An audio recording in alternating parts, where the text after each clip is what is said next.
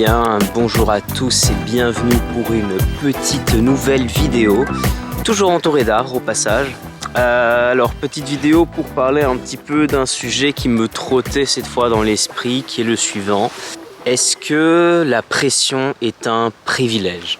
La question que je me suis posée depuis un moment, est-ce que la pression est un privilège ? Eh bien oui, je pense que oui et je vais essayer de vous montrer pourquoi est-ce que je pense que la pression est un privilège et quelles sont les raisons qui m'amènent à penser que la pression est un privilège. Alors c'est sûr que quand on voit le mot pression et privilège dans la même phrase ou du moins accrochés l'un à côté de l'autre, en l'occurrence ici, on peut se poser la question de savoir pourquoi est-ce qu'il nous parle de ça ? En réalité, la pression est un privilège et ce pour plusieurs raisons. Pour moi, la pression est un privilège avant tout parce que c'est quelque chose qui est là.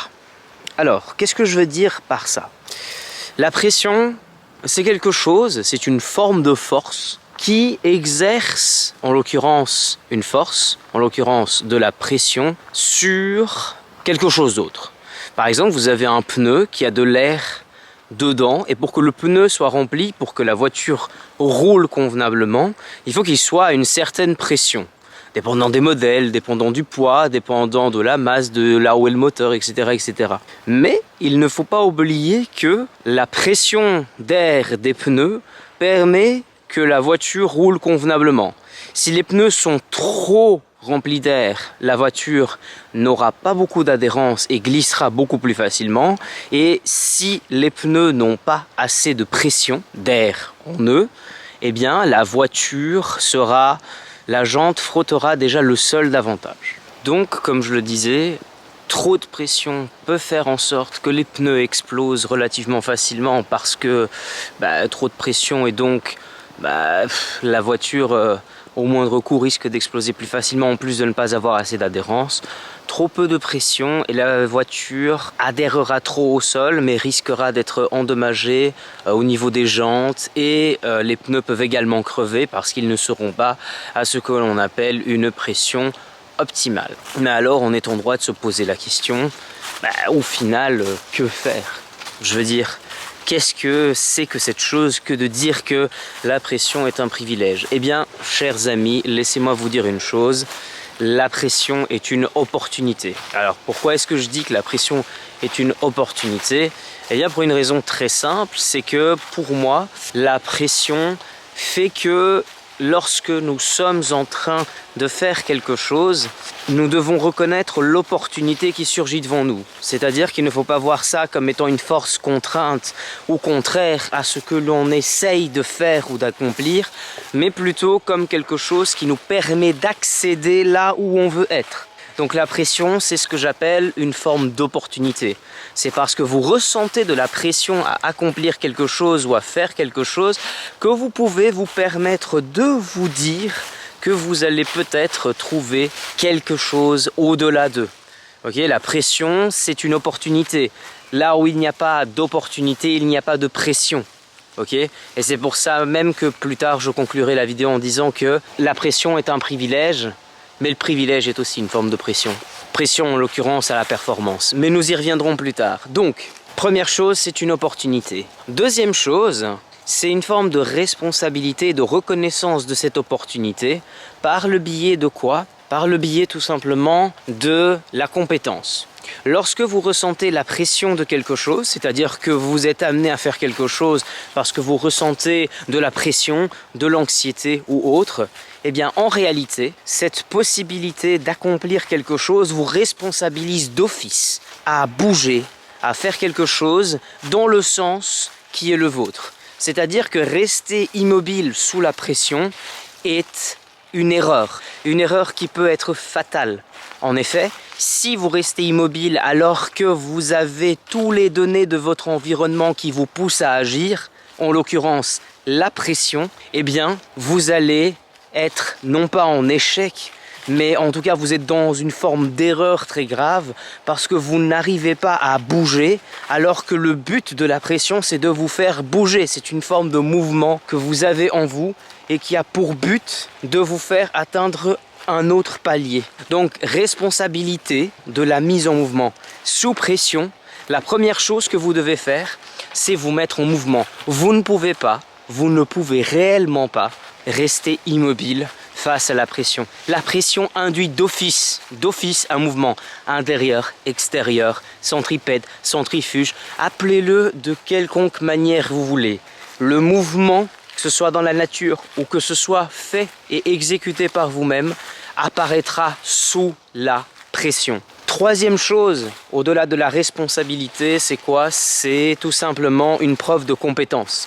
En effet, vous pouvez bien savoir faire des choses chez vous, vous pouvez bien avoir tous les diplômes du monde, vous pouvez bien savoir beaucoup de choses. Ces choses-là ne valent rien si vous ne vous prouvez pas compétent dans votre ou vos domaines spécifiques. En effet, la pression est une preuve de compétence. Pourquoi? Parce que celui qui arrive à agir sous pression, celui qui arrive à attester ses compétences sous la pression, c'est la même personne qui a la responsabilité d'agir. Et donc, en agissant sous la pression, en agissant conformément à votre responsabilité, eh bien, vous êtes compétent. Vous êtes compétent dans votre domaine car la pression ne vous freinera pas. Souvenez-vous de ce que je viens de dire juste maintenant sur la notion de mouvement. La pression ne vous freinera pas. Et en plus de ça, sachant qu'elle ne vous freine pas, vous êtes tranquille, vous êtes compétent, vous avez une certaine paix d'esprit. Pourquoi? Parce que si vous savez faire les choses quand tout le monde regarde, si vous êtes compétent au moment où la compétence et votre expertise sont sollicitées, vous êtes performant. Et être performant sous la pression atteste de votre compétence. La preuve en est, vous pouvez conduire très bien chez vous dans votre petite ruelle, etc. Comment conduisez-vous dans une grande ville avec beaucoup de panneaux de signalisation, beaucoup d'intersections, du trafic, etc.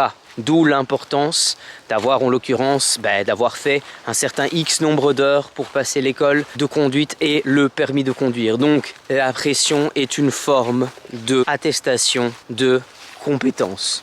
Si vous êtes compétent chez vous, en privé, vous avez tout à fait intérêt à être compétent au moment où votre compétence est sollicitée. Enfin, dernier élément important sur la pression, c'est qu'en fait la pression, une fois que vous avez réussi à vous mettre en mouvement, que vous êtes responsabilisé de cette mise en mouvement et que vous avez été capable de attester de votre compétence, eh bien, dernière chose, c'est que finalement la pression vous permet de monter un seuil.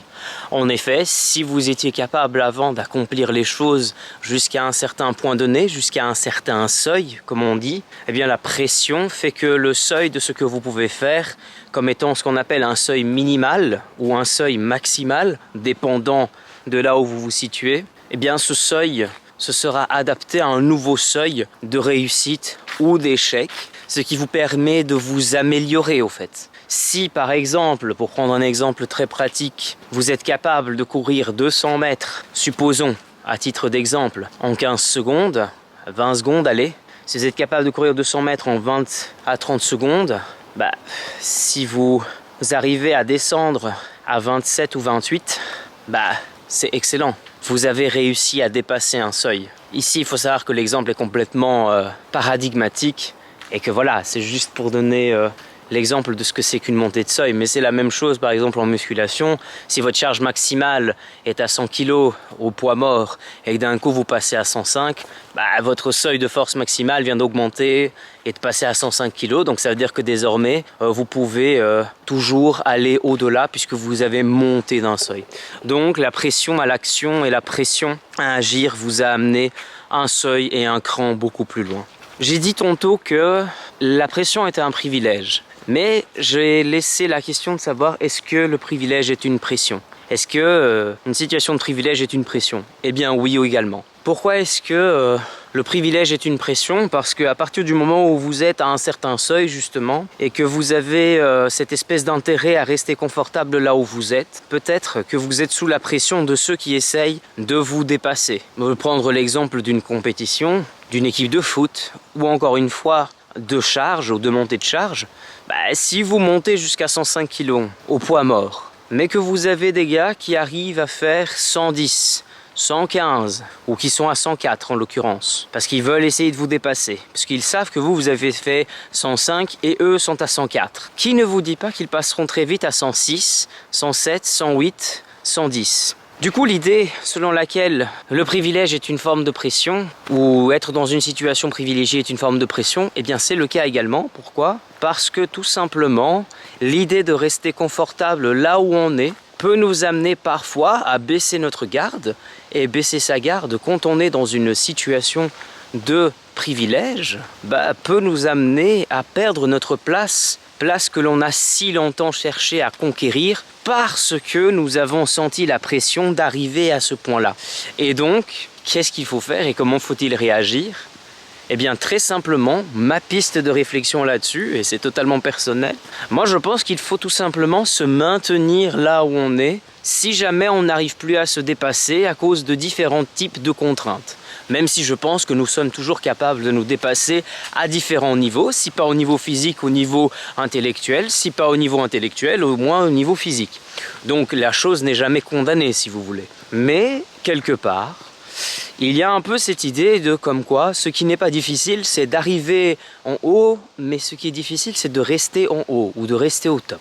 Eh bien, le privilège, la pression du privilège, ou du privilégié ici, de celui qui occuperait une place privilégiée, serait de se donner les moyens, puisqu'il les a conquis, de maintenir un certain seuil de niveau que j'appelle ici suffisant. Suffisant, non pas pour se suffire à lui-même, mais suffisant pour maintenir le seuil comme un seuil d'exemplarité. C'est-à-dire, il peut peut-être ne pas se battre pour aller chercher plus haut, plus loin, plus fort, mais en tout cas, il donne l'exemple en faisant en sorte de ne pas se laisser abattre ou de ne pas se ranger à l'ombre de ses lauriers et de ses conquêtes pour se dire qu'il a déjà fait assez.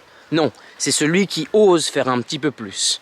Et rien que de simple fait de faire ce pas, ce simple pas de conquête un petit peu plus lointaine, ou du moins du maintien de l'exemplarité. J'aime beaucoup d'ailleurs cette expression, le maintien de l'exemplarité. Il montrera comment est-ce qu'on peut demeurer dans une situation dans laquelle on ressent assez de pression que pour pouvoir maintenir le niveau et donner cette exemplarité, mais également ne pas se ranger derrière ses conquêtes et se suffire à lui-même dans tout ce qu'il fait. J'espère que les gens ont bien aimé. Petite feuille qui m'est tombée sur la tronche. C'était comique. J'espère que cette vidéo a plu. Pour ma part, je vous quitte ici. J'espère que vous avez aimé.